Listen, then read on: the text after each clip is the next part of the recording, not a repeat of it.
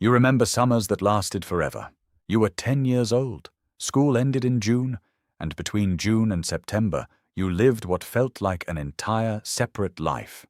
You had time to get bored, time to invent things to do, time to forget what day it was. Now you blink and it's December again. You didn't see October coming. November was gone before you noticed it arrived, and somewhere in the back of your mind a quiet alarm is going off, one you keep hitting snooze on. Where is the time going? Here's what that feeling actually is.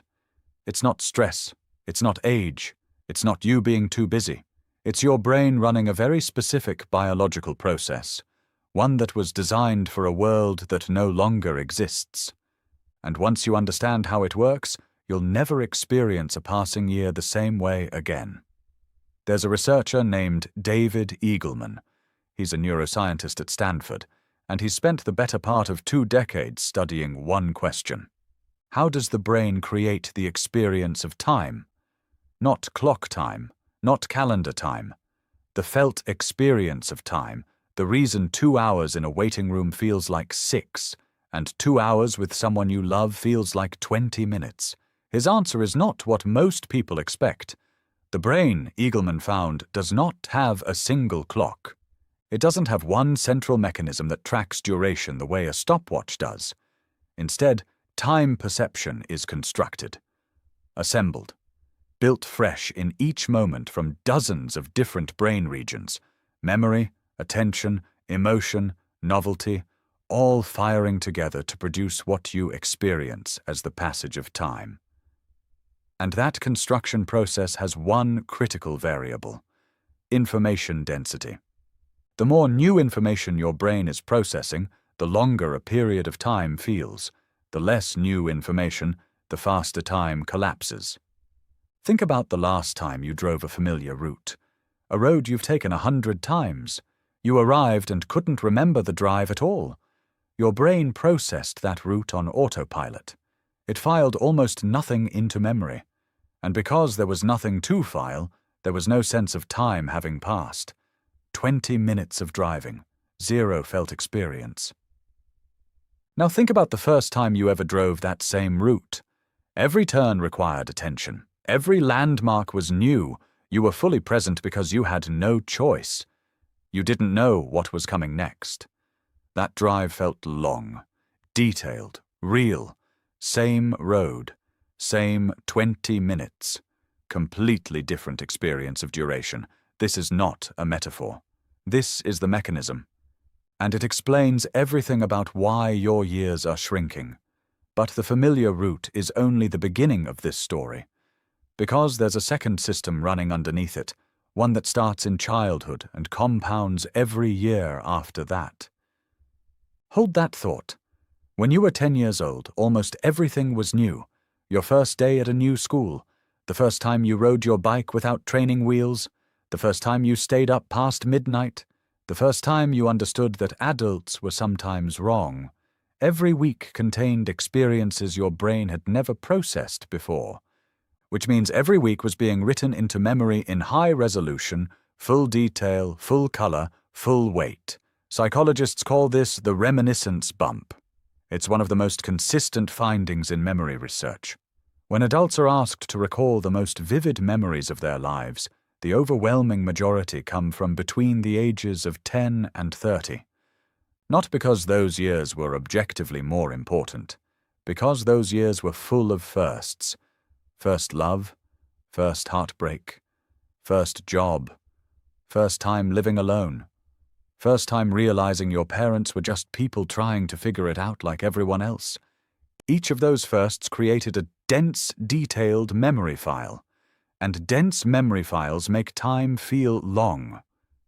A research team at the University of Leeds analyzed autobiographical memory data from over 1,400 adults across different age groups.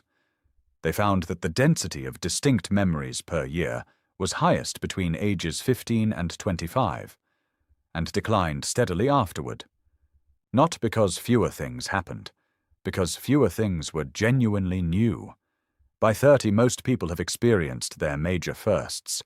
The brain has templates for most of what it encounters, And templates don't require the same level of encoding as new experiences. The brain stops writing detailed files. It starts running shortcuts.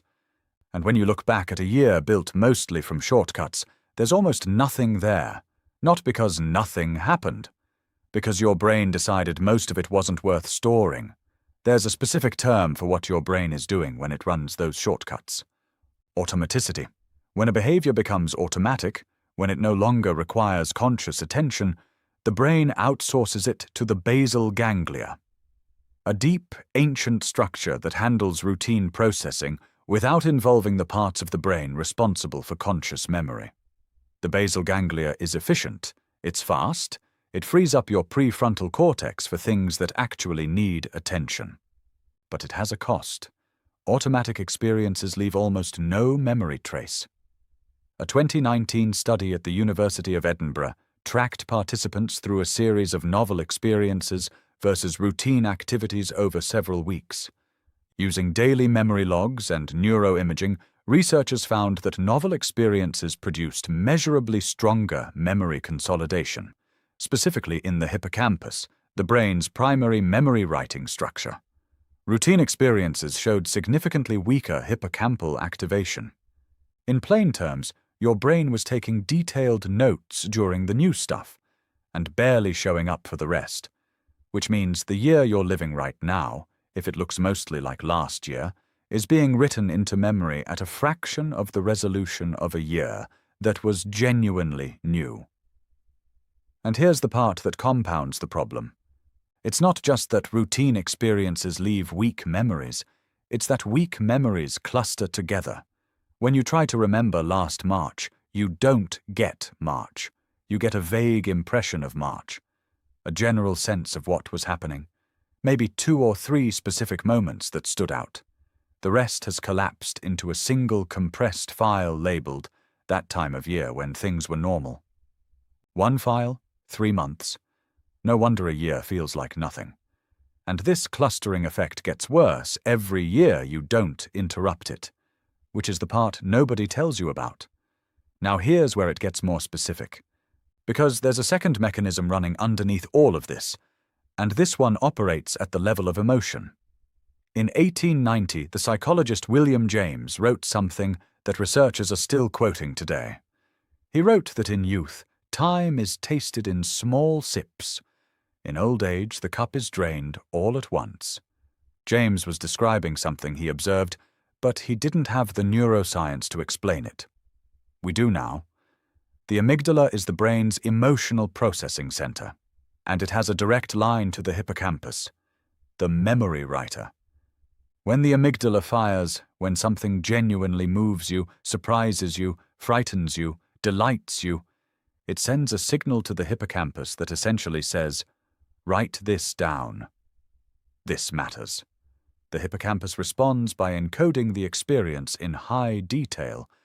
Emotionally charged moments feel longer, and they're remembered longer. This is why the day you got the news, good or bad, feels like it lasted a week. Your amygdala was flooded. Your hippocampus was taking notes at maximum capacity.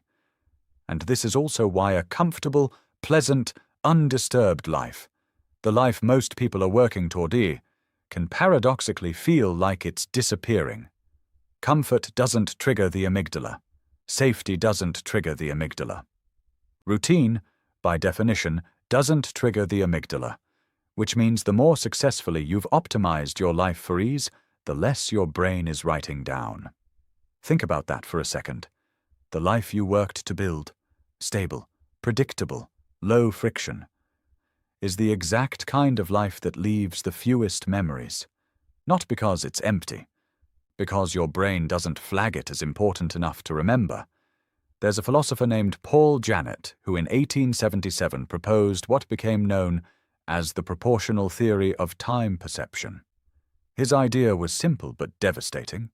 The felt length of any period of time is proportional to the total length of life you've already lived. When you're 10 years old, 1 year is 10% of your entire existence. It feels enormous because, relative to everything you've experienced, it is enormous. When you're 40, 1 year is 2.5% of your life. the same 365 days, but proportionally, almost nothing. Janet's theory was philosophical, but modern neuroscience has found the biological mechanism underneath it. As you age, the ratio of novel experiences to total experiences shrinks, not because the world becomes less interesting, because your brain has already built templates for most of what it encounters, and templates process fast. A brain encountering something familiar processes it in milliseconds. A brain encountering something genuinely new takes longer, encodes more, writes a richer file. The older you get, the more of your life your brain can process on template. And the faster everything feels. This is not inevitable. That's the part that matters. It is a pattern of input, and patterns of input can be interrupted. But before we get to that, there's one more layer to this, one that most neuroscience content on this topic misses entirely. And it's the layer that explains why the acceleration feels like it's getting worse every year. Not just older, but specifically faster each year than the year before. In 2016, researchers at the University of Bern published a study examining time perception across the lifespan using a large-scale survey of adults ranging from age 14 to 94. They asked a straightforward question. Does time feel like it's passing quickly or slowly in your daily life, your weekly experience, and your yearly experience? The results separated into something precise. At the daily and weekly level, time perception was relatively stable across age groups. A Tuesday felt like a Tuesday whether you were 25 or 65. But at the yearly level, the acceleration was consistent and steep. The older participants were, the faster years felt, not in some vague general sense, but measurably, consistently, across every demographic in the study. And the researchers identified the variable that predicted it most strongly. It wasn't stress, it wasn't health, it wasn't how busy people were, it was the density of new experiences per year. People who reported fewer novel experiences per year, regardless of age, reported faster subjective time passage. People who reported more novel experiences per year reported slower subjective time passage. Age correlated with faster time not because of age itself, but because older people, on average, had fewer new experiences per year than younger people. When researchers controlled for novelty density, the age effect nearly disappeared. Nearly disappeared. That one finding changes everything about how you think about this problem. The acceleration of time is not something that happens to you because you get older. It happens because your input becomes more familiar. Change the input. Change the experience of time. Here's what the research points to as the actual mechanism of intervention. Not doing more, not being busier. Novelty density. A concept developed by researchers studying autobiographical memory, the personal story your brain constructs of your own life. The finding is consistent across studies. The subjective length of a period of time is determined not by how much happened, but by how many distinct, memorable experiences your brain encoded during that period. Quality of memory, not quantity of activity. In a 2022 study published in Nature Review's Neuroscience, researchers analyzed memory encoding patterns across age groups and found something precise. Adults who deliberately introduced one genuinely novel experience per week, not extreme, not dramatic, just genuinely unfamiliar, showed measurably slower subjective time acceleration compared to control groups over a 12-month period.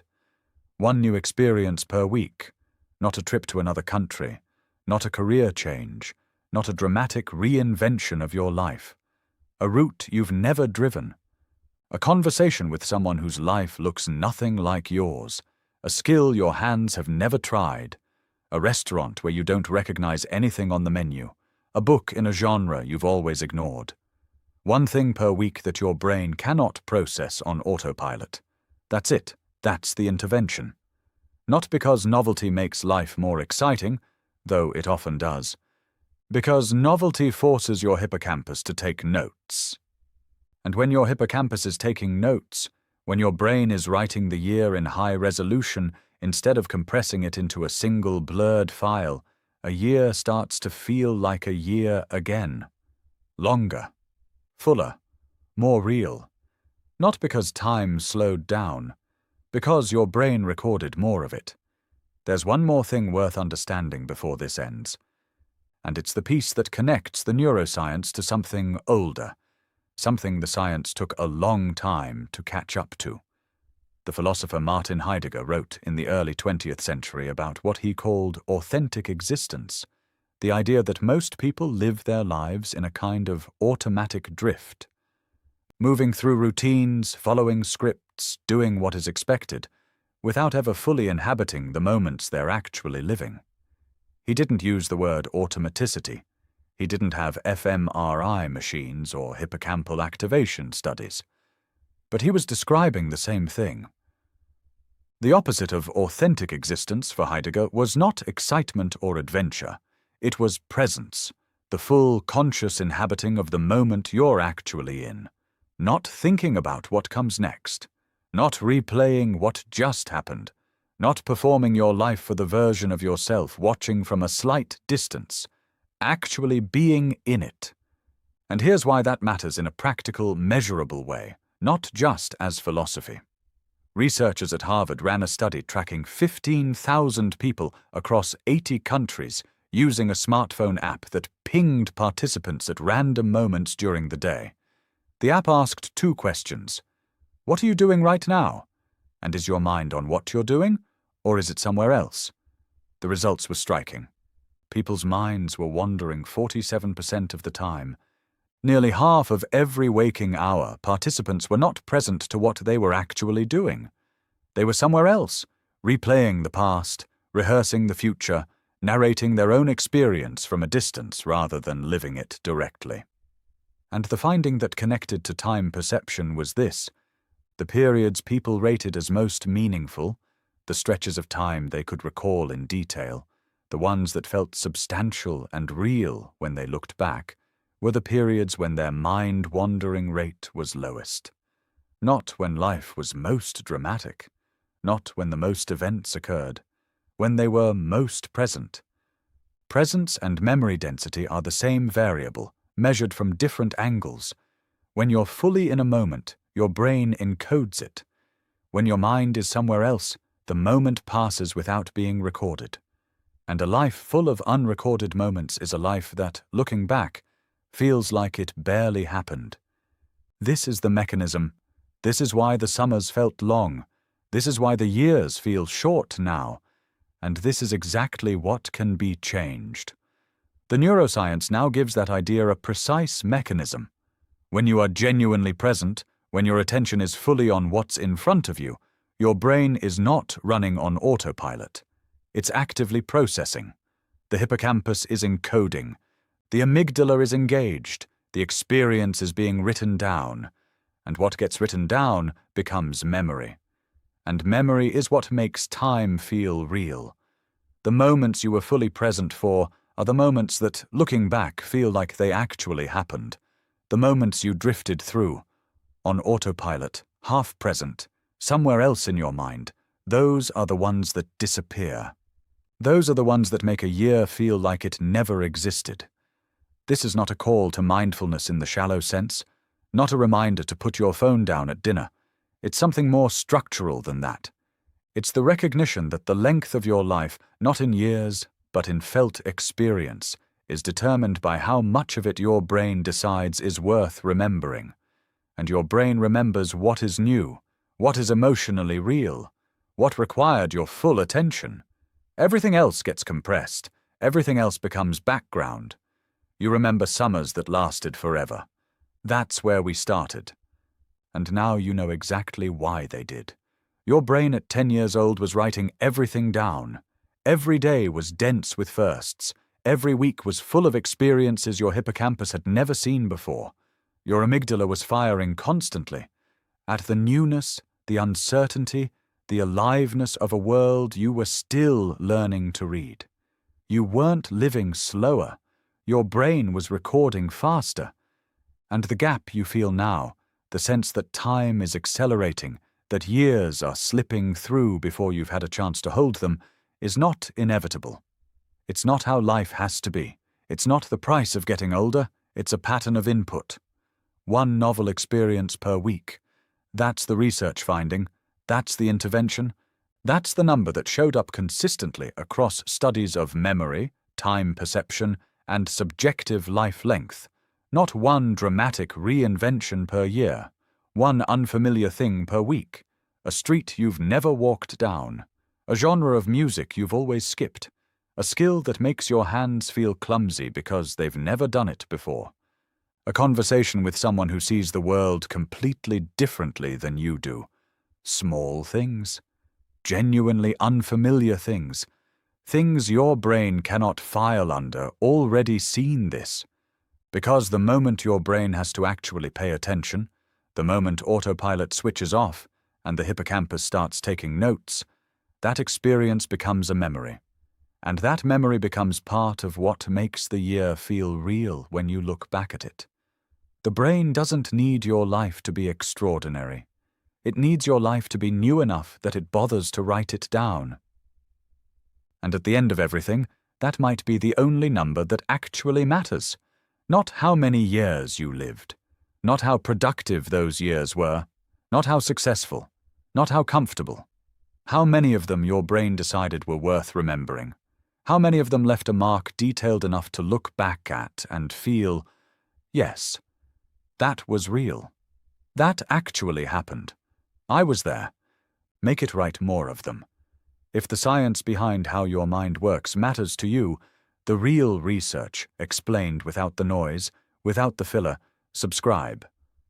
And if this one made you stop and think, the next video goes even deeper into how memory actually shapes the story you tell yourself about your own life. Hit subscribe. You won't want to miss that one.